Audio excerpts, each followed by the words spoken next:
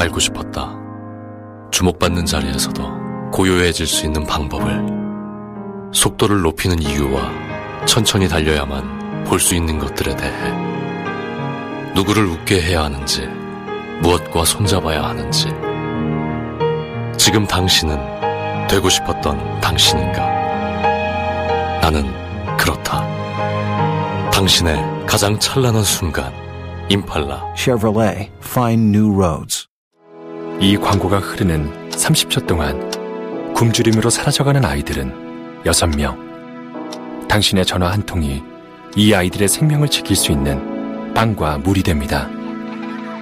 한 아이의 생명을 구하는 것보다 더 값진 일이 있을까요? 월 2만 원이 만드는 작은 기적. 지금 당신의 전화로 시작됩니다. 1899-7325 1899-7325 Save the Children.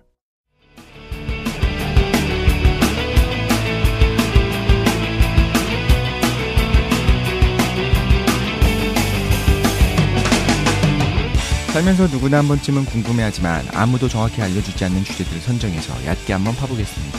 지적 대화를 위한 넓고 얕은 지식, 줄여서 지대넓이한 112회 2016 여행지 특집, 지금 시작합니다.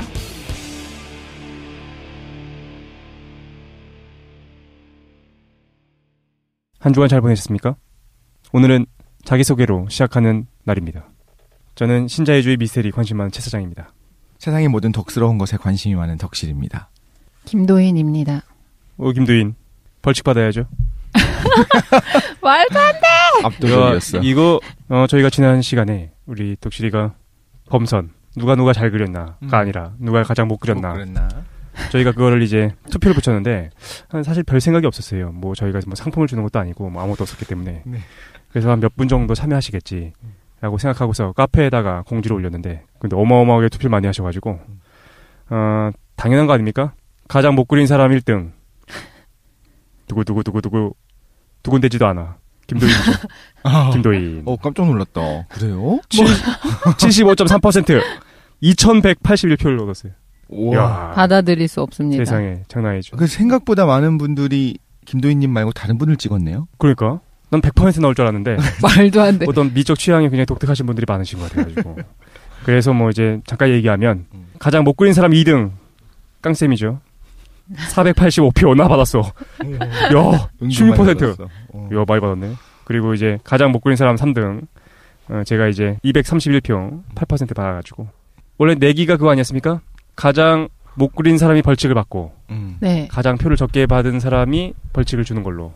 아, 맞다. 네네, 맞아요. 1등이. 근데 이거 인기 투표 같은 거 아니었나요, 그냥? 네. 아니, 너무 한국 사회는 창의성을 고려해주지 않는 것 같아요. 뭐라고요? 네네. 어쨌든 그래서 벌칙은 많은 분들이 요구하셨기 때문에 하지 마. 마리팟, 김도인 마리팟 특집 저희가 준비해가지고 빠른 시일 안에 진행해 보도록 하겠습니다. 트라우마 생길 것 같아요. 그때는 오지 않을 거예요. 그땐 진짜 혼자 하는 걸로 그렇게 하도록 하겠습니다. 네. 근데 김도인 뭐 그 소식이 또 하나 있던데. 아, 네. 책 나온다고. 네. 벌칙으로 책을 쓰신 거예요, 지금? 짱인데. 그러니까 그림 그리는 시간에 딴짓했던 것 같아. 자기 원고 썼던 것 같아. 그 책이 나왔다며? 네, 책 나왔습니다. 이번 생에는 못 쓸 줄 알았더니. 네. 죄송합니다. 정말 오랫동안 썼어요. 거의 한 1년 넘게 쓰지 않았나? 네, 1년 1년밖에 안 걸렸어요? 제가 봤을 때 한 30년 쓰신 것 같은데. 나는 올해 요번 생에 안 나올 줄 알았어. 네. 다음 생에 나올 줄 알았더니. 네. 부럽다. 이거 뭘 썼습니까 도대체? 잠깐 얘기할게요. 네. 네. 책을 썼고요. 책 제목이 숨쉬듯 가볍게예요. 숨쉬듯 가볍게? 네네. 제목 잘 줬네. 네, 여러분들의 인생을 날아갈 듯이 만들어 드립니다. 그리고 오늘부터 예약 판매 시작해서 각종 온라인 서점에서 검색하시면 되고요. 네. 예약 판매를 신청하신 분들한테는 선물이 따로 나간다고 하더라고요. 그래? 네네. 뭐 줍니까? 정확하게 저도 못 들었어요. 뭐야? 관심이 없어, 이거에. 좋은 거 주겠지. 아, 숨쉬듯 가볍게? 네, 그리고 책은 정식으로는 8월 말에 출간돼요. 지금 예약 판매. 네. 들어왔군요. 일상에서 되게 편안하게 명상할 수 있는 방법들, 제가 깨달은 거의 15년의 노하우를 총 압축해서 영혼을 하얗게 불사르면서 썼습니다. 고생하면서 쓰는 것 같더라고. 네네. 기대됩니다. 네. 이거 한 권이면 깨달음에 이를 수 있을 것 같아요. 그래. 네. 전혀 믿기지 않지만 네. 기대하고 있겠습니다. 네네. 사실 지난주에 그 김도인 그 논문 얘기가 나왔잖아요. 제가 알기로는 거의 비공식적으로 그 논문 그 순위가 있대. 그 참고하거나 이제 사람들 인기에 대한 순위. 김도인께 진짜로 1위 했다는데 맞습니까? 어디서? 그 논문 그 사이트에서 많은 분들이 찾아보셨다고 하더라고. 갑자기 순간적으로 막. 그렇지. 모르니까. 누가 논문을 막 그렇게 막 찾아보고 있어. 그래서 기대됩니다. 책과 논문 네네. 기대하고 있겠습니다. 네, 안녕하세요. 숨 쉬는 게 하루하루 무거워지고 있는 남자 깡쌤입니다. 그렇구만. 네, 숨 쉬듯 가볍게를 책을 읽어야겠어요. 숨을 가볍게 쉴 수 있는 건가? 네, 숨이 네네. 무거워져가지고요. 네. 옷도 무거운 거 입고 왔어. 색깔이 무거운데. 어쨌든 우리는 지금 가볍게 여행지 특집을 하고 있습니다. 2016 여행지 특집. 뭘 했었냐면은 이런 거 했어요. 김도인의 양을 쫓는 모험, 깡쌤의 신화성 여행, 세 번째로는 이제 덕실이의 대항해 시대까지 진행을 했죠. 너희의 여행지 특집을 들으면서 너희가 준비할 수 있는 게 겨우 이 정도냐 라는 생각을 했습니다. 여행을 하려면 뭔가 제대로 깊이 있는 어떤 깨달음에 이를 수 있는 여행을 해야 되지 않겠습니까? 그래서 준비했습니다. 깨달음으로 가는 여행. 근데 가이드가 있어요. 어떤 가이드가 있는가? 주성치가 우리를 안내할 겁니다. 오늘은 테마 여행. 이름만으로도 좋다. 그죠? 오늘의 테마 여행, 주성치와 떠나는 깨달음 여행이 될 거예요. 뭘 준비했느냐? 주성치. 진짜 주성치? 예, 주성치예요. 막 가는구만. 그러니까. 내가 하고 싶은 거 해야지, 그죠? 제가 너무 좋아하는 영화들이 있는데 그런 거 있지 않습니까? 살면서 이 영화가 없었으면 이번 인생을 어떻게 살았을 것인가 하고 생각하는 영화들은 저는 몇 개 있거든요. 진짜로. 그 중에 하나 주성치 영화예요. 대표적으로 뭐가 있냐면은 그거 뭐죠? 그 조제 호랑이 물고기들. 그 아, 영화가 일본 영화. 없었으면 인생을 어떻게 살았을까라는 생각 진짜 하거든. 그 영화에서 어떤 부분이 그렇게 그랬어요? 그냥 힘들 때 그냥 그걸 보고 있어요. 그것도 한 30번 정도 본 것 같아. 그리고 초속 5cm. 그럼 애니메이션. 그리고 주성치의 영화 서유기. 서유기는 한 20번 본 것 같아. 진짜로. 예. 그거보다 더 많이 봤을 것 같은데 어쨌든. 그래서 오늘 뭐 할 거냐? 주성치와 함께 가는 깨달음 여행 서유기. 불경을 얻으러 우리는 함께 가게 될 겁니다. 오늘의 구성은 1부와 2부를 이렇게 구성해봤습니다. 1부에서는 간단하게 주성치 소개를 좀 하려고요. 아시는 분들은 너무 좋아하고 모르시는 분은 별로 없는데 싫어하시는 분은 진짜 싫어합니다. 근데 이걸 싫어하는 사람이 있을 거라고 생각도 못했는데 주성치 개그 코드가 안 맞으신 분들이 생각보다 많다고 하더라고요.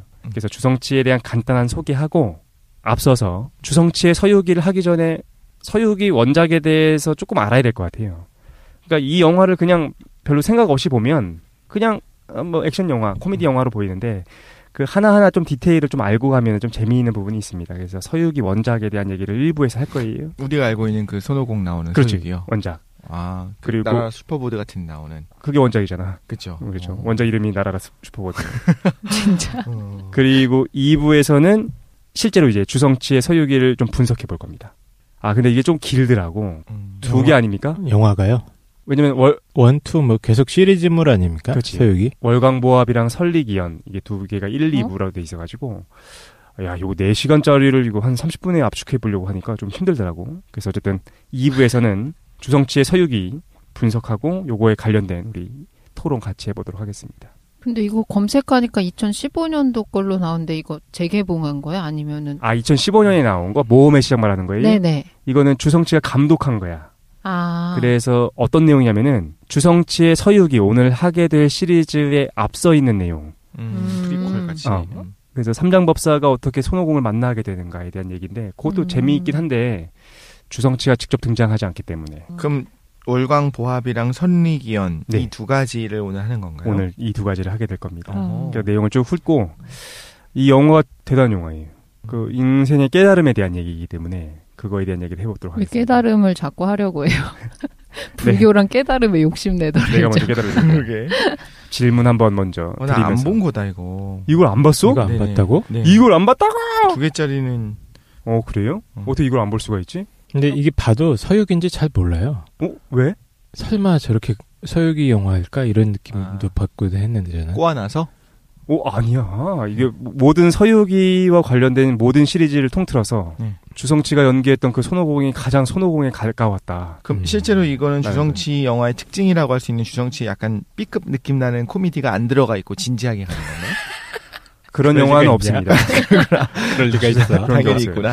네. 검색했는데 사진만 가장 봐도 손오공답다라기보다는 가장 병맛 손오공.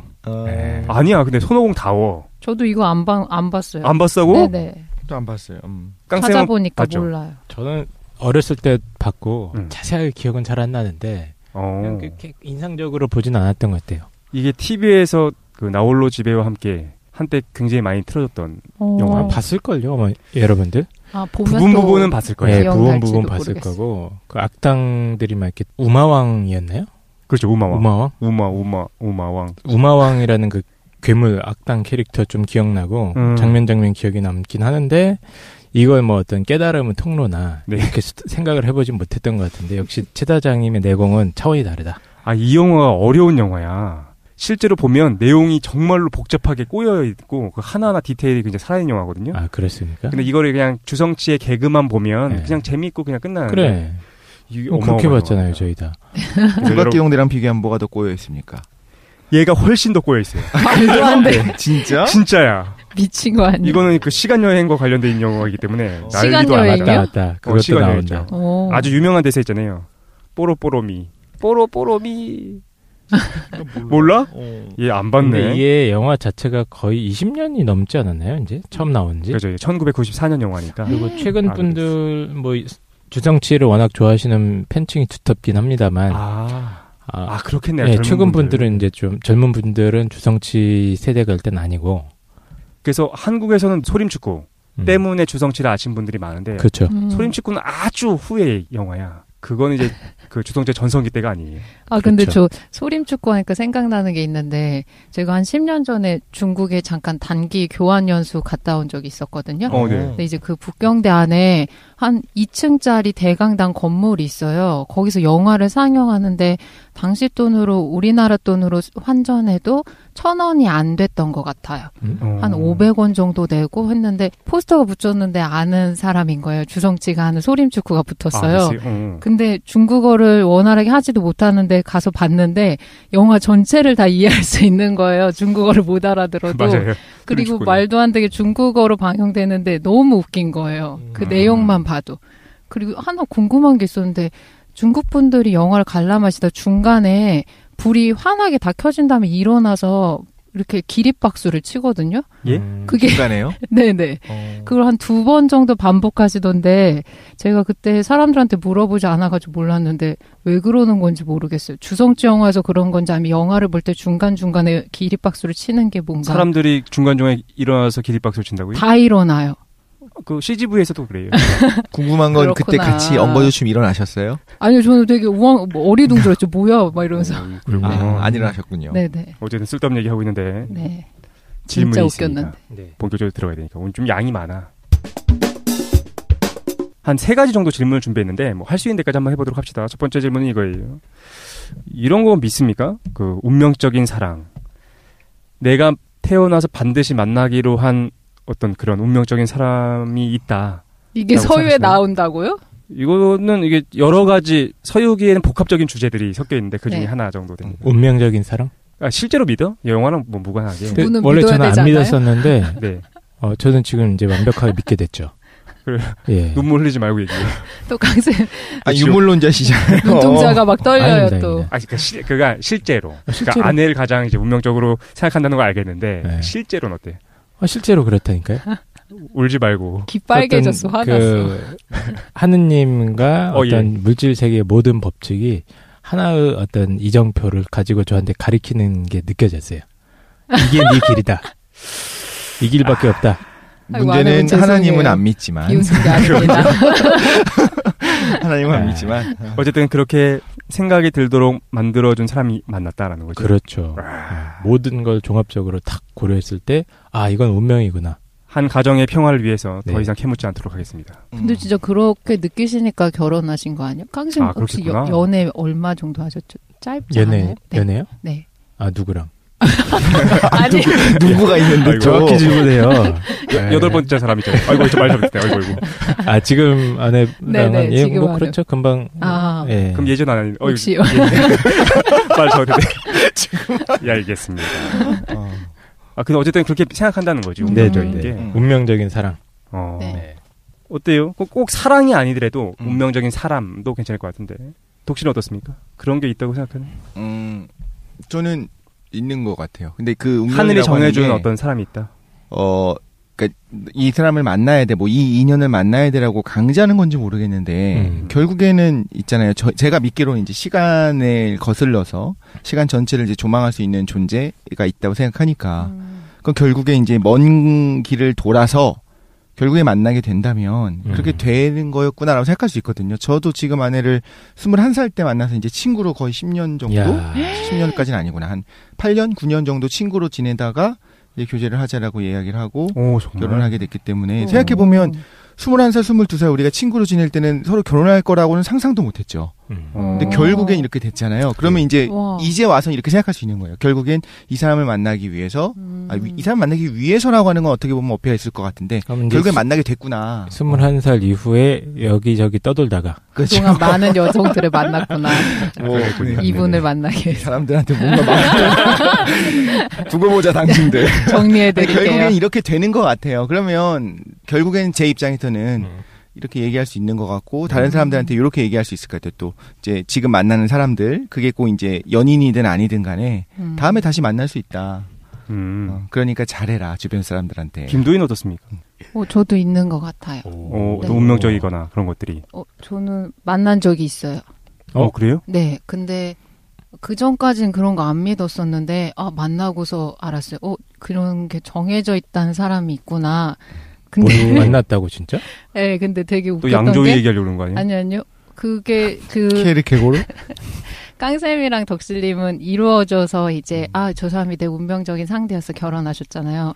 저는 혼자만 알아봤어요. 저 사람이 내 운명적 사람이다. 네, 그래서 사귀지는 못하고. 지금 살아 계세요? 네네. 그래요? 실존한 인물이었어요? 실존한 인물인데 역사적 인물 아니고. 네네. 엄청 대차게 차였지요. 그래요? 차였다고요? 네. 그래서 그분은 뭐 박도인 이런 분. 박실령. 네. 근데 꼭 운명적인 사랑이 쌍방향적으로 타이밍 맞기도 어려운 것 같아요. 저는 본인이 그렇게 느끼는데 상대방은 그렇지 않을 수도 있구나라는 거를 가슴 아프게 되게 깨달았죠. 그거는 운명이 아닌 거 아닙니까? 집착. 좀 이어진 질문 좀 드리겠습니다. 네. 아니 근데 최 사장님 항상 궁금했어. 네. 최 사장님은 어떻게 생각하십니까? 2D랑도 가능한가요? 당연한 4D도 가능하고 4D도 가능하고.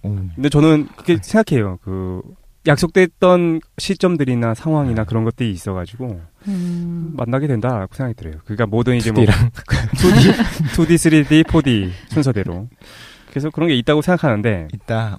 만약에 반대로 운명이 그런 게 없는 거면 어떡하지? 다시 얘기하면 이런 거예요. 나는 어떤 운명을 타고나느냐? 인류 평화를 위해서 자기 자신을 좀 희생하고 깨달음을 얻기 위한 길을 가기로 나는 운명되어진 거야. 전에요. 뭐라고요? 그런데 살아가다 보니까 사랑하는 사람이 생긴 거야. 너무 소중하고 만나고 싶고.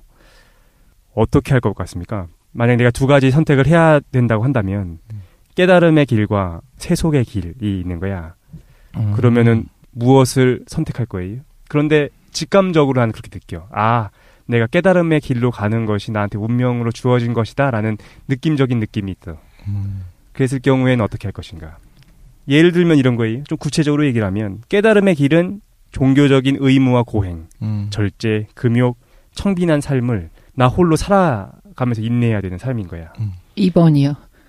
벌써 듣지도 않고? 네, 듣기만 해도 숨 막히네. 2번은 이제 세속의 길인데 경제적으로 좀 안정도 되고 항상 2번이요. 배우자나 가족이나 친구와 뭐 푹적푹적 살아가는 거야. 북적북적? 하지만 언제나 일과 사람 사이에서 관계 때문에 항상 바빠. 분주하고 바쁘고 정신없고 애 키우고 막 그렇게 살아가는 삶이 있어.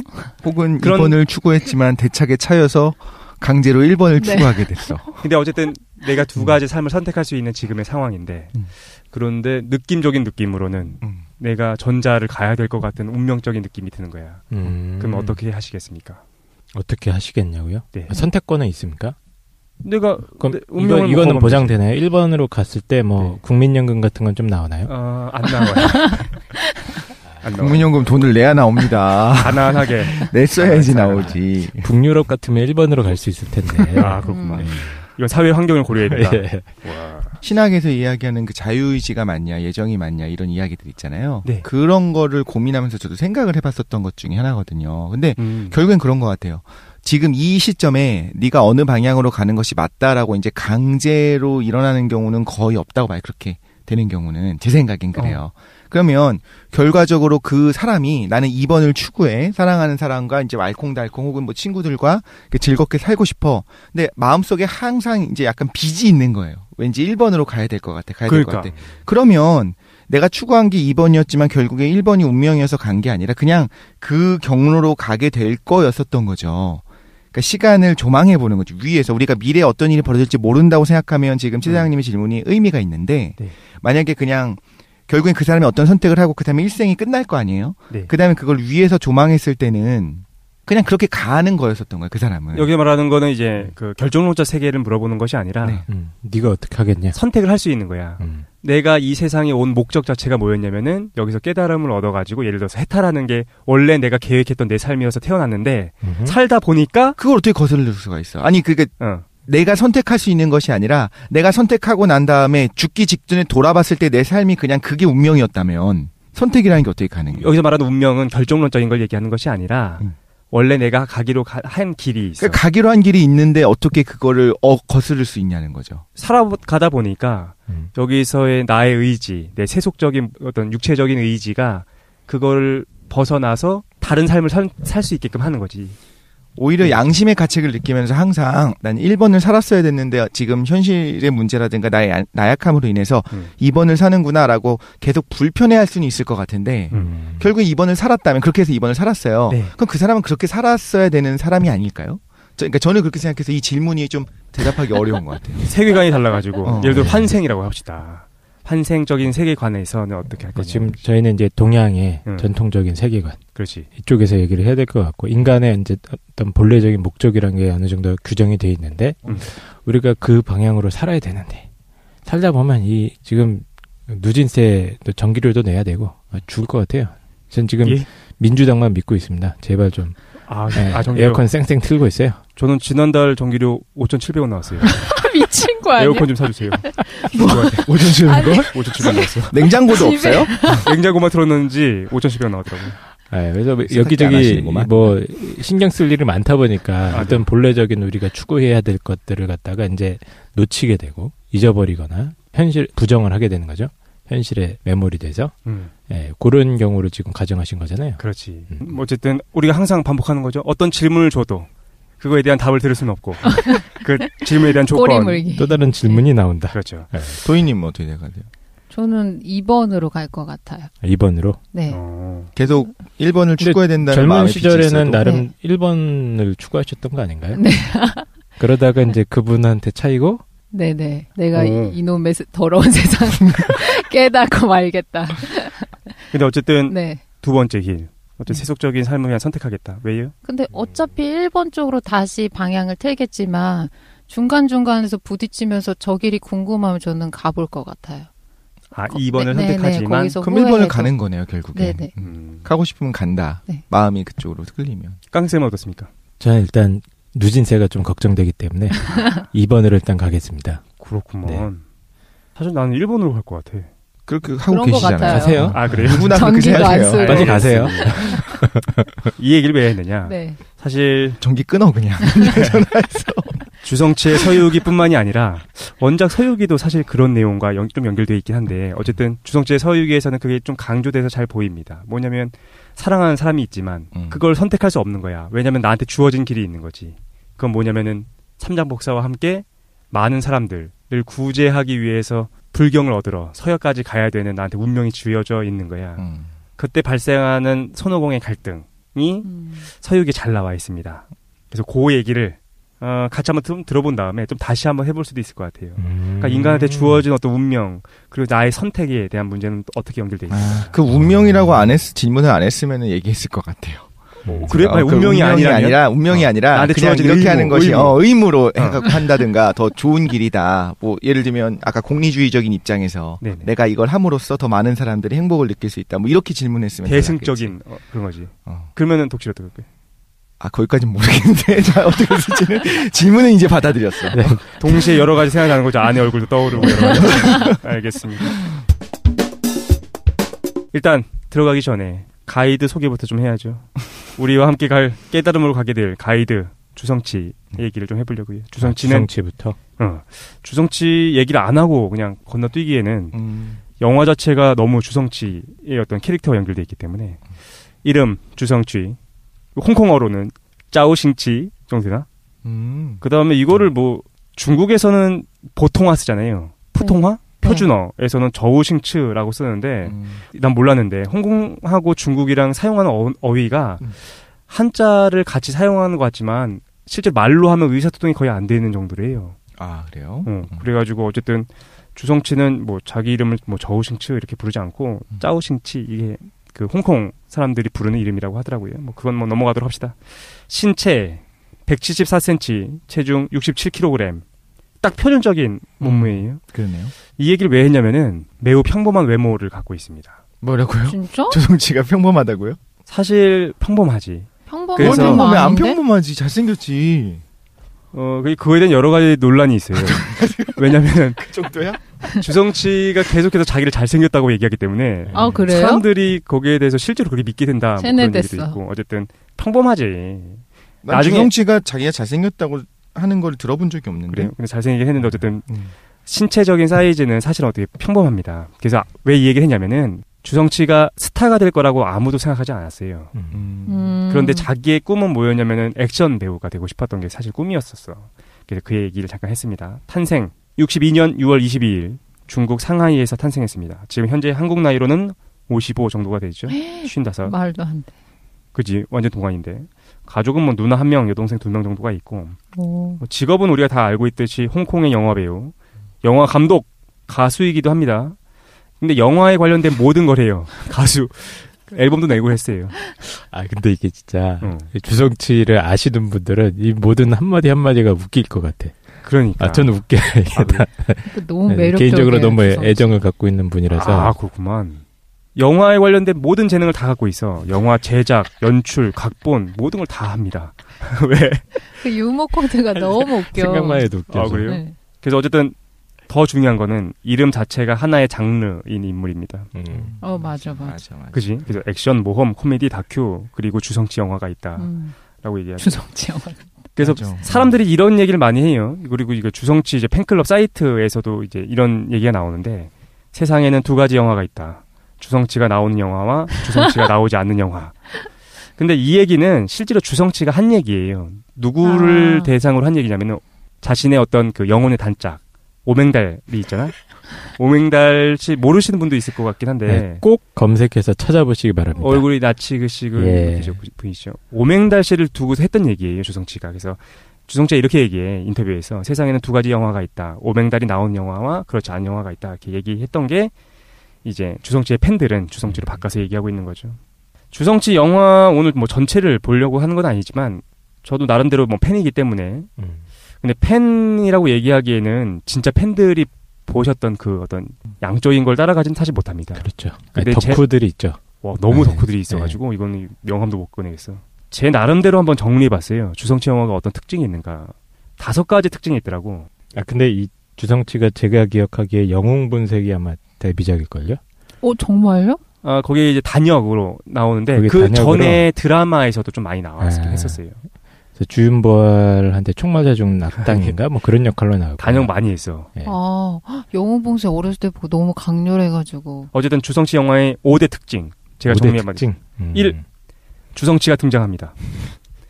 모든 주성치 영화는 주성치가 등장해요. 주성치가 감독만 하고 등장하지 않는 영화는 사실 주성치 영화라고 할 수 없다라고 개인적으로 생각합니다. 2번째, 너무나 단순한 스토리 구조를 갖고 있어요. 모든 영화가. 그래서 이것도 제가 둘로 한번 나눠봤거든요. 첫 번째, 상승 구조를 갖고 있는 스토리가 있고 2번째, 하강 후 상승 구조가 있습니다. 상승 구조는 이래요. 막 밑바닥 인생을 살아. 개고생합니다. 깨우쳐. 그래서 성공하는 상승적 구조가 하나가 있고 하강호 상승구조가 있어요. 상류층 인생을 삽니다. 그러다 몰락해 개고생하고 깨우쳐서 재기하는 내용 두 가지 중에 하나예요. 세 번째 특징, 난장판입니다. 영화가 난장판이야. 어처구니 없는 전개, 개연성 없는 전개, 말장난, 오버액션이 특징이죠. 그래서 이러한 주성치 영화의 특징을 모레이토우라고도 해요. 이거 실제로 주성치 영화와 관련된 영화들을 모레이토우라는 말로 표현을 하는데 모레이토우? 뭐죠? 모레이토우? 이게 한역하면 이거예요. 무리두 희극. 그러니까 무슨 말이냐면 없을무, 다스릴 리, 머리두, 희극. 다스리는 머리가 없는 희극이다. 그러니까 난센스 희극을 얘기하는 난센스 코미디. 그러니까 이런 뜻이에요. 뭐 설명할 수도 이유도 알 수 없이 황당하게 웃긴다. 이걸 이제 모레이토우라고 합니다. 네 번째 특징, 패러디. 영화를 많이 본 사람일수록 주성치 영화가 재밌습니다. 왜냐면 다 패러디야 그냥 완벽하게. 그래서 가장 많이 패러디하는 건 이제 이소룡이죠. 왜냐면은 주성치가 좋아했던 게 이소룡 같은 스타가 되고 싶어 했어요.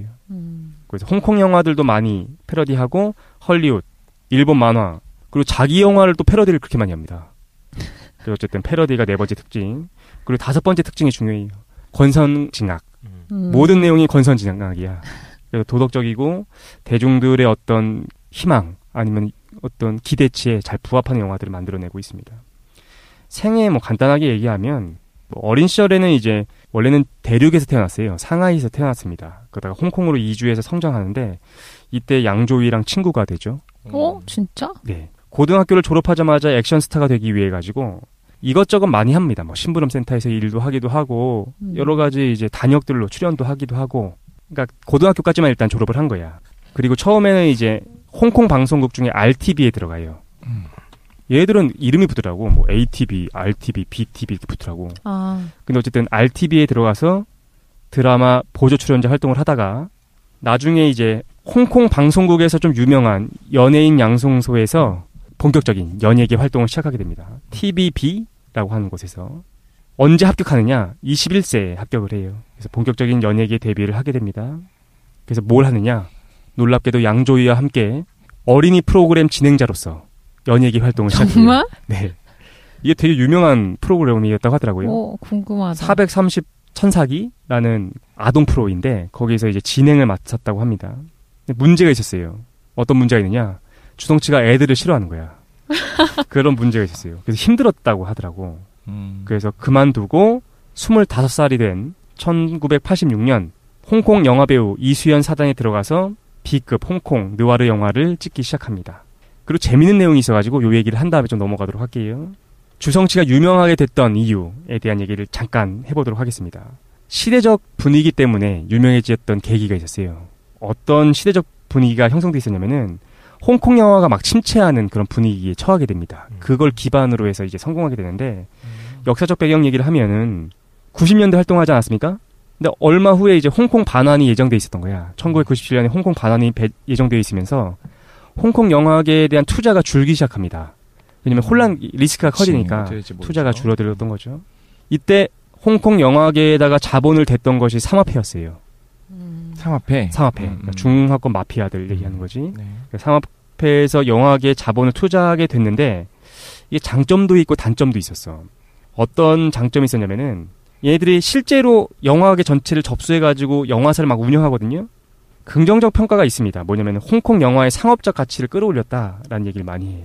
왜냐면은 얘들의 목적은 뭐냐면은 적게 투자해서 많이 얻는 거였어요. 그러니까 계속해서 상업적인 팔리는 영화들을 만들어냈고 그것이 아시아 지역에서 먹혔다라는 거지. 하지만 단점이 있었겠죠. 감독들이나 배우들한테 압력을 가해가지고 계속해서 영화를 다량으로 찍어내게끔 만들었다라고 해요. 그래서 예를 들어서 사람들한테 인기를 크는 캐릭터가 생기잖아. 캐릭터. 네. 어떤 배우가 하나의 캐릭터를 갖게 되면 계속 그걸 하는 거 쓰는 거야. 주성치도 실제로 그렇습니다. 주성치도 영화를 계속 찍어. 그리고 자기는 개그를 하는 영화 배우가 되고 싶지 않아 했거든요. 네. 그런데도 불구하고 계속해서 개그를 찍게 돼요. 그래서 우리가 주성치를 개그를 하는 코미디를 하는 영화 배우라고 생각하게 된 거야. 처음에 본인이 그걸 원하지 않았어요? 그거 아니라 자기는 액션 배우. 이소룡 같은 액션 배우가 되고 싶어 했어요. 근데 그렇게 잘한단 말이야? 원하지도 않았는데? 그 얘기도 이제 뒤에 좀 나오게 될 겁니다. 네. 어쨌든 상업회는 적게 투자해서 크게 먹으려는 의도로 영화를 계속해서 찍어내게 된 거죠. 이때부터 홍콩 스타들이 그리고 감독들이 홍콩을 떠나게 됩니다. 우리 기억나는지 모르겠는데 어느 순간 갑자기 홍콩 배우들이랑 감독들이 헐리우드에서 막 활동했던 거 기억나요? 맞아요. 그때가 바로 이때예요. 이제 상하폐로부터 도망쳐가지고 계속 이제 외국으로 나가게 됐던 거죠. 뭐 성룡, 주윤발, 이영걸 할리우드로 이동하게 되고 쟁쟁한 사람. 뭐 유덕화나 양조위 같은 경우에는 이제 그냥 홍콩에 있으면서 몸을 사리게 됩니다. 홍콩 영화계가 휘청거렸던 거죠. 이때 왕정 감독이 자신의 새 영화 도성에서 주성치를 주연으로 발탁하게 됩니다. 도성. 봤어요, 도성은? 네. 오, 그래요? 이게 사실은 이제 왕정 감독의 자기 영화를 어떤 패러디해가지고 웃기게 만든 영화였는데 그때 주성치를 좀 눈여겨봤던 것 같아. 발탁이 돼가지고 대흥행을 이루게 됩니다. 그래서 이때 우리가 전형적인 코미디 배우 주성치를 우리가 기억하게 된 거예요. 도성에서 이제 가장 유명한 건 그거지. 주성치가 슬로우 모션으로 등장하는 그 씬 아주 유명한데 그 이유는 뭐 우리가 너무 잘 알려져 있습니다. 주성치의 삶이라는 건 이제 최근의 배우기 때문에 어디 가나 쉽게 찾아볼 수 있어가지고 뭐 간단히 얘기하면 뭐 이제 도성을 찍었던 나이가 29세였어요. 1990년이었고 이때 오맹달과도 만나게 되는 거지. 영혼의 단짝이었던. 그 이후에 영화를 정말 많이 찍습니다. 도성타왕, 도학위룡, 뭐 도협3, 뭐 심사관 녹정기, 007 북경특급 이런 것들 계속 찍게 되는 거죠. 하지만 1994년이 되면 그의 나이로는 이제 33살 정도가 된 거지. 도망가려고 합니다. 삼합회의 영향 때문에 이제 지쳐가지고 자신의 약혼녀였던 주인이라는 사람이 있었어요. 오늘 같이 얘기할 설리기연에 나오는 여주인공이기도 한데 주인과 함께 캐나다로 이민을 추진하지만 못 가요. 그래서 사람들이 이제 삼합회에서 이제 압력을 줘서 못 가게 했을 거다라고 얘기를 하지. 그래서 주성치는 자신이 직접 영화사를 차려가지고 감독까지 하려고 합니다. 그리고 이때 촬영했던 영화가 오늘 우리가 같이 얘기하게 될 주성치의 서유기가 되는 거예요. 서유기는 1995년 그의 나이 34살 때 촬영하게 되고 이게 주성치를 가장 대표하는 영화라고 난 개인적으로 생각해. 정말 잘 찍었어요. 스토리도 그렇고 연출도 그렇고. 시간 될 때 한번 봐야겠네요. 그렇죠. 그 이후에는 뭐 이제 여러 가지 영화를 찍습니다. 홍콩 레옹, 주성치의 홍콩 마스크. 홍콩 레옹 봤습니까? 홍콩 레옹? 기괴합니다. 아주. 보는 것도 괜찮을 것 같고. 뭐 식신, 희극지왕. 그렇죠. 그런 것들을 찍기 시작해요. 그리고서 한국에 가장 많이 알려지게 된 거는 그의 나이가 50세가 됐었던 2001년에 찍은 소린축구 때문에 유명하게 됩니다. 한국 사람들한테 가장 인기가 있었고 그리고 2004년에 쿵푸어슬도 성공하게 되면서 세계적인 스타로 자리 잡게 되는 거죠. 쿵푸어슬 너무 그죠. 최근에는 이제 감독한 영화가 나왔어요. 미너라는 영화가 나와가지고 뭐 한번 볼 예정에 있습니다. 여기까지가 간단한 주성치에 대한 얘기고 사생활 얘기는 안 할게요. 사생활은 복잡합니다. 성격 자체가 너무 완벽하고 꼼꼼하고 까탈스러워가지고 사람들 좀 지치게 하는 편이라고 하더라고요. 근데 아까 잠깐 얘기 나왔는데 개그를 하려고 했던 코미디를 하려고 했던 배우가 아니었던 거지. 네. 그래서 실제로 코미디를 짤 때도 우리는 막 애드립 같잖아요. 애드립으로 하는 것 같은데 실제로 그렇지 않대. 그걸 하나하나 표정 연기, 손발 연기까지 다 맞춘 다음에 그걸 진행한다고 하더라고. 진짜? 완전 그냥 엉망진창 대충 하는 것 같은데. 좀 코를 후비거나 사타구니를 긁거나 네. 모든 게 다 이게 다 연습을 해가지고 한다고 하더라고요. 어쨌든 그렇습니다. 스캔들이 유명하기도 하죠. 홍콩 연예계에서도 주성치의 어떤 사생활에 대해서는 인식이 나쁘다고 해, 실제로. 그래서 항상 상대 역인 여배우와 스캔들이 발생합니다. 주성치 사단 얘기를 잠깐 할게요.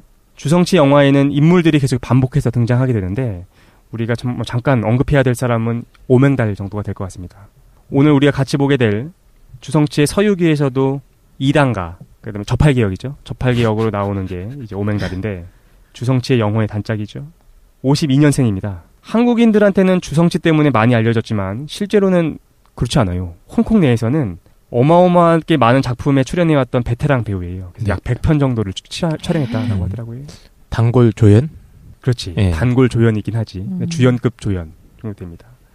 그런데 이제 소린축구를 마지막으로 주성치와는 영화를 찍지 않아요. 여러 추측이 많습니다. 근데 가장 이제 대표적인 거는 이제 쿵푸어슬에서 어긋났다라는 얘기를 많이 해. 쿵푸어슬에 이제 주성치 찍는다는 걸 알고 나서 오맹달이 이제 자신한테 들어왔던 드라마나 이런 것들을 포기했대요. 그런데 주성치가 부르지 않은 거지. 그래서 그것 때문에 좀 틀어졌다 이런 얘기도 있고 돈 때문이다. 아니면 주성치의 그 지긋지긋한 스캔들 때문이다. 뭐 여러 가지 얘기가 있긴 있습니다. 그 다음에 주성치 사단 중에서 오늘 좀 우리가 볼 사람 중에 한 명은 이제 망문이에요. 망문이 아나? 네. 모르는 사람, 알아요? 유명하죠, 여배우. 그죠. 망문이가 있는데, 주성치 연인이죠. 주성치의 서유기를 보면, 주잇이라고 하는 여주인공이 나오는데 그 당시에 이제 사귀고 있었어요. 근데 이제 하나의 인물로 출연했었던 망문이와 이제 썸씽이 생기면서 이제 스캔들이 나기도 했었죠. 그 다음에 여러 명이 있습니다. 주성치 영화 좋아하시는 분들이 있을까봐 이름만 좀 얘기하면 삼장법사라 출연했었던 나가영 씨도 있죠. 전혀 모르나? 그 다음에 황일비. 다 20년 전 이야기이기 때문에. 그렇습니다. 네. 전계문, 이건인이라는 사람도 있고 이건인 모르지. 주성치 영화를 보면 항상 아무 역할도 안 하고 여장을 한 채로 코를 후비는 되게 덩치 큰 남자가 있어요. 아, 네. 기억납니다. 그게 이건인인데 이분도 주성치 영화에서만 웃기게 나오지 이런 역할을 할 사람이 아닌데 계속 나오고 있습니다. 본격적인 얘기로 좀 들어가 보도록 하겠습니다. 그래서 뭐 주성치 영화 딱 보면 일단 편안하죠. 계속 봤던 그 얼굴들이 이제 그치? 계속 이미지들이 계속 반복되고. 예. 그게 재밌는 것 같아. 그런 걸 찾아내는 것도 재밌습니다. 이건인으로 검색하니까 사진들이 진짜 다 코를 후비고 있는 사진들이. 그렇죠. 꼭 코를 후벼요. 그리고 꼭 묻혀 상대방한테. 그 디테일이 좋지 않습니까? 왜냐면 영화에서 그런 장면 필요 없는 거야. 코를 후벼가지고 누구한테 몰래 묻히면 묻어진 사람이 그걸 자꾸 봅니다. 자기한테 못 묻혔나 해가지고. 그 장면을 안 넣어도 되는데 그게 인상적이죠. 두 번째로 넘어가야죠. 서유기 얘기를 하겠습니다. 네. 주성치 얘기도 했으니까 주성치의 서유기 말고 서유기 원작 얘기를 잠깐만 해보도록 할게요. 간략하게 얘기하도록 하겠습니다. 서유기 자체는 좀 재미있어서 나중에 시간을 들여서 이 얘기를 좀 길게 하는 것도 재미있을 것 같긴 한데 오늘 필요한 만큼만 좀 얘기를 하면 영어로는 이제 Journey to the West죠. 서쪽으로 가는 여행 정도가 됩니다. 작가 오승은 명나라 사람이에요. 16세기 사람입니다. 1500년에 태어나서 1582년에 죽은 사람인데 하급 관리였는데 그 뭐라고 그러지? 돈을 받고 막 그러다가 비리 그런 것 때문에 쫓겨나요. 그래서 40 정도 돼가지고 혼자 썼던 작품이 서유기입니다. 어떤 내용인지 알고 있죠. 서유기가 당나라 황제가 이제 칙명을 내려요. 그래서 서쪽으로 가서 불경을 얻어와라. 그래서 이제 현장 스님이죠. 현장 스님이 제자들과 함께 여행을 떠나는 이야기입니다. 현장이라고 알려지지 않고 우리는 삼장법사라고 알죠. 네. 삼장법사는 보편적인 용어라고 보면 돼요. 그러니까 현장이 원래 이름이고 부처도 마찬가지 아니었습니까? 붓다의 실제 이름은 시다르타하고 부처는 일반 명사잖아. 삼장법사도 일반 명사인 거예요. 특히 어떤 사람들을 삼장법사라고 하냐면은 그 삼장이라는 게 있어. 불교에서 보면 삼장은 이제 경, 율, 논 세 가지를 얘기하는 거죠. 네. 여기서 말하는 경은 석가의 가르침을 얘기하는 거고 율은 그 중에서 윤리 도덕적인 측면, 그 다음에 논은 석가의 가르침을 논리적으로 해석한 철학 체계를 얘기하거든요. 그 한 분야에만 정통해도 된대. 그래서 예를 들어서 한 분야에서 정통했다. 김도인이 예를 들어서 뭐 논에 정통했다. 그럼 뭐 논사 혹은 뭐 율사 이렇게 부르는데 네. 이제 법력이 어마어마해가지고 이 세 가지를 다 획득한 사람이 삼장인 거야. 그래서 아주 높은 어떤 법력을 갖고 있는 사람을 삼장이라고 얘기하고 특히 이때 인도로 실제로 많이 가서 불경을 얻어오거든요. 그런 사람들한테 많이 붙여줬던 이름이 삼장법사라고 하더라고요. 놀랍게도 이 서유기는 실화를 바탕으로 하고 있습니다. 7세기가 되면 당나라에 실제로 있었던 승려 현장이 북인도로 가요. 불교 경전을 가져오는 내용을 바탕으로 합니다. 특히 대승불교 경전을 가져오게 되거든요. 현장이 여행했던 기간은 17년입니다. 그러니까 실존 인물인 거죠. 실존 인물이에요. 예, 그리고 생존 연대가 지금 보니까 7세기, 600년부터 한 664년, 602년부터. 예, 그러니까 걸어서 중국에서부터 인도까지 갔으면 난리도 아니었겠지. 걸어서 갔다고요? 걸어서 갔죠. 축지법으로 갔겠지. 17년 동안? 신족동으로. 제가 반쪽 본 건 구름 타고 그러지 않았나요? 아, 스케이트보드 아니었습니까? 그거는 이제 손오공 타는 거고. 그러니까 그 서유기에 실제 그런 내용이 나와요. 왜냐면 군도운이 있으니까 하루면은 서유까지 갔다 올 수 있는 거야. 그래서 저팔계가 물어봐. 이거 왜 뭐야 삼장법사 태우고 그만 가면 되는 거 아니야? 왜 손영은 안 가는 거야? 막 했더니 삼장법사는 그 절차를 거쳐야 된다는 거야. 그 고생하는 그 절차를 통해서 얻어와야 되기 때문에. 그러니까 손오공의 목적은 불경을 가져오는 것이 아니라 삼장을 보호하는 목적만 갖고 있는 거예요. 실제로 불경을 가져와야 되는 건 삼장법사의 목이다. 어쨌든 당나라 때 실존했던 승려고 굉장히 유명한 승려라고 그렇죠. 제가 알고 있어요. 그래서 현장에 50개국을 여행하고 타클라마칸 사막을 넘어간 어마어마한 인물입니다. 야, 사막을 어떻게 넘어갔냐. 당시 중국의 어떤 영적 지도자? 당시 당나라에? 그 정도까지라고 볼 수 있나? 라는 생각이 드는데 어제 갔다 와서는 너무 유명해지긴 했어요. 갔다 와서 엄청 유명해진 그렇죠. 분이죠. 그래서 자신의 여행기를 대당 서역기 쓰게 되는 거죠. 그 저서의 분량이 방대합니다. 이것이 서육이라는 고전이 탄생하게 되는 직접적인 계기가 되고 이런 평가를 많이 해요. 그러니까 서육이라는 거는 두 가지가 짬뽕됐다. 첫 번째 현장의 그 모험, 현장 대사의 그 모험하고 인도의 서사시 라마야나라는 것에 신통력이 있는 원숭이 하누만이라는 게 등장한대요. 그러니까 그 두 가지가 짬뽕돼서 서유기가 됐다. 이런 얘기를 많이 합니다. 서유기가 작성된 과정을 좀 보면 7세기 아까 얘기했죠. 현장 스님에 의해서 대당 서역기가 만들어지고 설화로 좀 얘기가 좀 이어져요. 그래서 송나라 때 여기에 허구적인 내용이 추가됩니다. 그래서 대당 3장 취경시화라는 것이 집필되게 돼요. 그리고 원나라 때 아마 서육이라는 이름으로 무엇인가 문서가 있었던 것 같아. 그래서 어쨌든 완결된 걸로 추정하고 있습니다. 그러다 시간이 더 많이 가서 16세기가 되면 아까 얘기했던 하급관료 오승은이 이걸 집대성하게 되는 거죠. 40세 무렵이었습니다. 서유기의 특징은 알고 보면 볼수록 재미있어요. 왜냐하면 우리가 잘 모르고 보면은 그런 것밖에 생각 안 나지 않습니까? 그 나라라 슈퍼보드. 예. 근데 실제로는 악당들 때려잡고 그렇지. 뭐 요술 쓰고 뭐 예. 요게 나오고.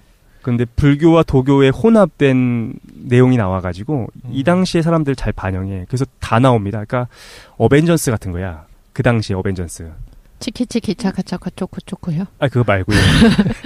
왜 어벤져스냐면은 여기에 석가모니가 실제로 등장하십니다. 네. 석가열애가 등장하고 관음보살도 등장하시고 그 다음에 도교의 그런 것도 나와요. 옥황상제, 용왕, 신선, 요괴.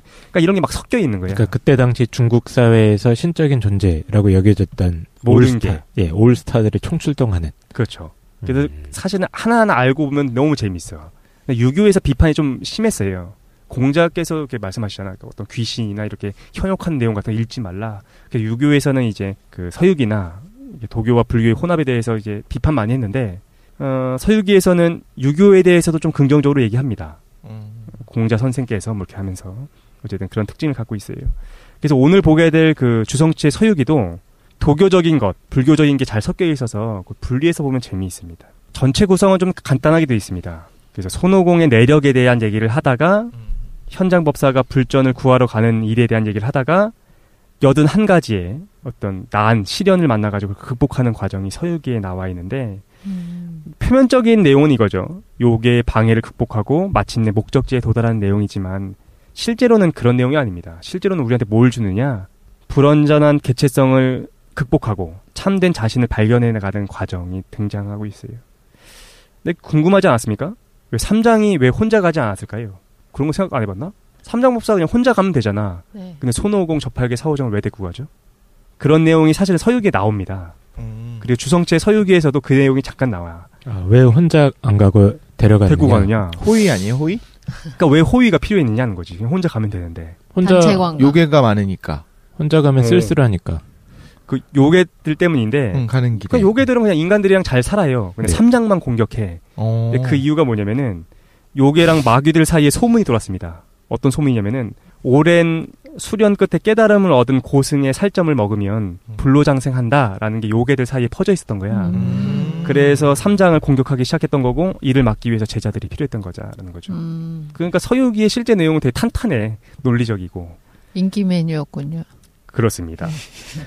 이 정도 인기 있어야죠. 네. 어디 가면 뜯어먹힐 수 있는. 각각의 인물 잠깐만 소개하도록 하겠습니다. 손오공 너무 잘 알고 있어서 좀 식상할 수도 있는데 사실은 식상한 인물이 아니에요. 도교에서는 실제로 신입니다. 제천대성이라고 불러요. 실제로 잘 모르는 것 같아요. 제가 지금 생각해보니까 제가 아는 손오공이라고 하는 건 사실 그 나라라 슈퍼보드. 드래곤볼. 네, 손오공이 너무 크고 나라라 슈퍼보드에서는 그 스케이트보드를 타고 다니고 맞아. 머리에 뭔가를 이렇게 띠를 두르고 있고 금고와 그래서 장난을 치고 뭔가 이렇게 까불라고 하면은 삼장법사 이렇게 주문을 외워가지고 그렇죠. 머리가 쪼여들게 하고 그리고 뭐였죠? 이 봉을 하나 들고 있어요. 여의봉. 여의봉이에요, 그게. 여의봉으로 때려잡고 딱 이 정도만 알고 있지 그 외에는 잘 장난꾸러기였다. 뭐 거의 태어날 모든 걸 때 다 알고 뭔가. 있는 것 같은데? 아 그래요? 태어날 때 뭔가 신비했다. 뭐 이 정도까지만 있는 것 같아요. 그렇군요. 맞습니다. 근데 우리는 그냥 소설로 접하고 있는데 도교에서 실제로 신이 하나로서 이제 섬겨지고 있어요. 중국에는 손오공 사당이 많이 아직도 남아 있다라고 하더라고요. 근데 어쨌든 그래서 제천대성이라고 불립니다. 독실이가 한 얘기가 맞아요. 그 어디서 태어나느냐? 화가산이라고 하는 산 꼭대기에 아주 영적인 돌이 있었는데 그 돌이 기운을 품기 시작합니다. 그리고 출산하는 게 그게 손오공이 돼요. 태어났을 때 이미 난폭하고 힘이 장사였어요. 그래서 그 동네에 있었던 그 수렴동이라고 하는 동네에서 원숭이의 왕이 되죠. 하지만 이렇게 죽을 수도 있겠다. 그러니까 석가랑 비슷해. 그래서 불로장생을 꿈꾸게 됩니다. 다른 방향으로 가는 거죠. 불로장생을 해야 되겠다. 돌을 쌓으려고 떠나다가 천계에 갑니다. 그 일단 원숭이예요, 아니면 원숭이의 형상을 하고 있는 괴물이에요? 원숭이요, 원숭이. 원숭이에요. 그러니까 원숭이 왕이 되는 거죠. 그래서 천계에 갑니다. 그래서 불로장생의 비약을 막 훔쳐먹고 막 난동을 부려요. 그래서 옥황상제가 이제 열받은 거죠. 근데 얘를 잡아도 죽일 수가 없는 거야. 왜냐면은 불로장생 약도 먹고 막 별의별 그 신기한 기술도 다 얻어가지고 죽질 않아. 그리고 잡기도 쉽지 않은 거죠. 그래서 옥황상제가 이게 재밌어요. 사실 이게 재밌습니다. 옥황상제께서 석가모니께 부탁합니다. 내가 못 잡겠으니 석가열애께서 좀 잡아주십시오. 라고 하는 거죠. 또 다른 어벤져스가 나타나서. 그렇죠. 석가열애가 대신 잡아주십니다. 손오공이 이제 석가열애 앞에서 이제 생 난리를 치면서 달아나는 거죠. 막 멀리 도망가. 날 잡아봐라. 그때 유명한 장면이 나옵니다. 아무리 도망쳐도 석가모니 그 손바닥 아니었던 거야. 손바닥. 그러니까 우리가 예전에 붓다 다뤘을 때 내용이랑 비슷하지 않습니까? 자신의 모습을 사라지긴 하지만 다른 애들은 그 앞에서 사라질 수가 없다. 뭐 그런 얘기 했었잖아요. 세상의 끝이라고 하는 그 기둥 5개가 나타나고. 아, 그렇지. 그죠. 거기다가 손오공 왔다 갔다 이렇게 썼는데 알고 보니 그것이 부처님 손바닥이었다. 그러니까 손가락이었다. 그런 내용이 나오게 되는 거죠. 결국 석가열애의 능력이 굴복하고 오행산에 갇히게 됩니다. 500년 동안 갇혀 있게 되는 거죠. 이게 그 최근에 나왔었던 모험의 시작, 그 아까 전에 이제 김도인이 얘기했었던 네. 그 부분에서 500년 동안 사람이 갇혀 있으면 어떻게 되는지에 대해서 잘 표현하고 있어요. 그 코믹하게 아주 잘 표현하고 있어가지고. 웃겨요. 네. 지금까지가 이제 손오공이라는 인물이 이제 일종의 프리퀄이죠. 서유기의 프리퀄이 되는. 서유기의 한 1장에서 8장 정도까지 나오는 내용이 되는데, 그러면 왜 삼장법사를 따라가느냐? 삼장법사가 길을 가다가 손오공이랑 계약을 맺어요. 그래서 나 불경 구하러 갈 건데 같이 가면 벌 좀 감해줄게. 그래서 손오공이 여기 합류하게 되는 거죠. 그리고 나머지 등장인물 저팔계와 사오정이 있는데 얘들은 간단히 얘기하면 얘들도 그냥 무조건 괴물 그런 건 아니고 저팔계 같은 경우에는 하늘의 강을 지키는 천봉 원수였어요. 그러니까 대장격이었던 거야. 사오정도 마찬가지입니다. 하늘의 권렴 대장이었는데 실수를 해. 저팔계 같은 경우에는 그 여자 문제가 발생합니다. 선녀를 희롱해가지고 인간계에 떨어지는 거고 사오정은 정말요? 네네. 사오정 같은 경우에는 이제 하늘의 보물을 깨트려가지고 인간 세계로 떨어지는 거예요. 그러다가 그건 합류하는 처음 거죠. 알았네요. 그래서 같이 합류해서 자신의 죄를 씻기 위해서 가는 거죠. 왜냐면 만화에서는 그냥 꼬드겨서 같이 데리고 가잖아요. 상의 쳐서. 맞습니다. 그 삼장법사가 타고 있는 그 백마도 사실은 용왕의 아들일 걸 아마? 용왕의 아들인데 죄를 져가지고 그 죄를 풀기 위해서 같이 가는 거야. 그러니까 이건 뭐에 대한 내용이냐면 삼장을 제외한 나머지 3명은 자신의 속죄, 구원, 깨달음에 대한 내용이 되는 거예요, 실제로. 바랄 날아오지. 2부로 넘어갑시다.